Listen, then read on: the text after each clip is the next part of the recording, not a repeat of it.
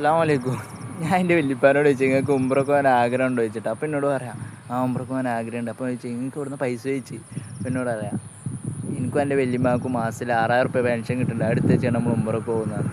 അപ്പോൾ നിങ്ങളെ ആ വീഡിയോ ഒന്ന് കണ്ടിട്ട് വരില്ല. പെൻഷൻ പൈസ കൊണ്ട് എന്തൊക്കെയാണ് ആശ്രയിക്കുന്നുണ്ടല്ലേ, എന്തൊക്കെയാണ് ചെയ്യാൻ വിചാരിക്കുന്ന ആൾക്കാരുണ്ട്. ഉംറക്കിപ്പോൾ ഒരു ചങ്ങായിമാരൊരു 10 ആൾ ഒരുമിക്കുമല്ല. അപ്പോൾ ഞാൻ എൻ്റെ പൈസ എനിക്ക് കിട്ടുന്ന എനിക്ക് എൻ്റെ അടുത്ത് തരാം, നമ്മൾ പോകുമ്പോൾ ഒരുമിച്ച് പോകാമെന്ന് അറിയില്ലേ.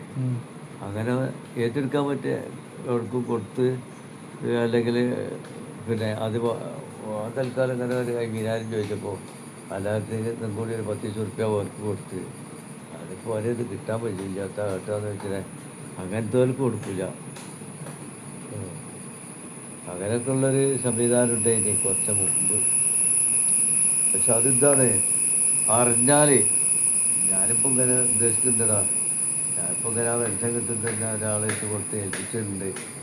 എന്ന് പറഞ്ഞാൽ അഞ്ചു അറിയണം എനിക്കിപ്പോൾ തൽക്കാലം ഒരു 25,000 റുപ്യാണോ അതിൻ്റെ ഒരു 25,000 ഉണ്ട് വാങ്ങി തരുമോ, നിങ്ങൾ പോകാനാകുമ്പോൾ തരാമെന്ന് പറഞ്ഞാൽ അതൊക്കെ കിട്ടലും ഉണ്ടാവില്ല, നമുക്ക് പോകലും ഉണ്ടാവില്ല. അങ്ങനെയല്ല അവര് എന്താ പോലെ. അപ്പോൾ പോവുകയാണെങ്കിൽ നിങ്ങളും ഉമ്മയും പോവുള്ളൂ, നിങ്ങൾ ഒറ്റക്ക് പോവില്ല. ഒറ്റയ്ക്ക് പോവില്ല എന്ന് പറഞ്ഞാൽ ഈ തിരക്ക് അവിടെ ചെല്ലുമ്പോൾ കൂടുതൽ തണുപ്പോ ചൂടാന്നുള്ളതൊന്നും പറയാൻ പറ്റില്ല.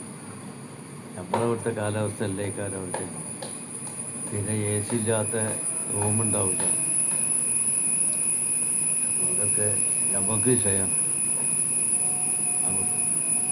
അവിടെ എത്തിക്കട്ടെ നിങ്ങളെ. ആമീൻ യാ റബ്ബൽ ആലമീൻ.